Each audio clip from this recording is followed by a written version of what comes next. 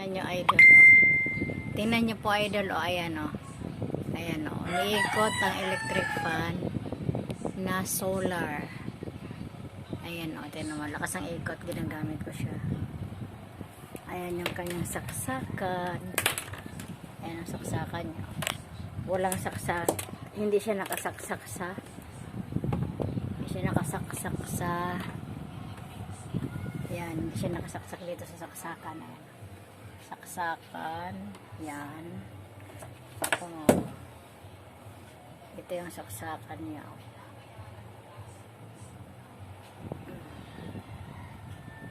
Yan, saksakan niya. Hindi nakakabit dito sa saksakan. Ayan yung saksakan. Pero umaandar.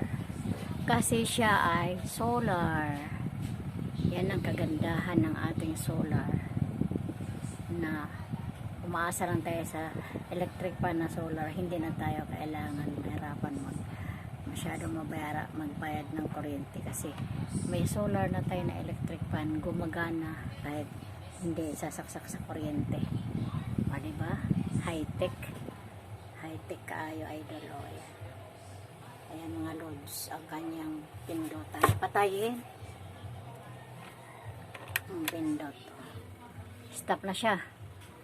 O, sindihan. Dito. Ayan ang sindihan dito. Pag nasindihan dito, sindihan dito. Ganon. Sindihan mo dito. O, ready under na po. O, ayan na. O, diba? Pinakasaksak. Yun.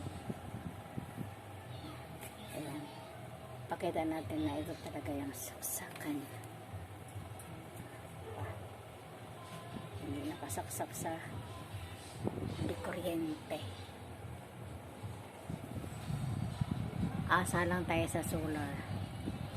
Yan ang kagandahan ng ating mga high-tech na gamit ngayon dahil sa solar. Yan. Flex ko lang sa inyo ang electric fan na yan. Yan. Diba? Ang lamig pa ng kanyang hangin idol. Super lamig. Okay? Bili na kayo ng solar na electric fan. Ayan. Marami yan sa Quiapo. Doon to binili ni Kamuring.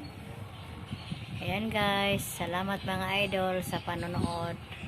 Bye bye. See you in my next video. Mga share lang na mga teknolohiya ng sa solar. Bye bye.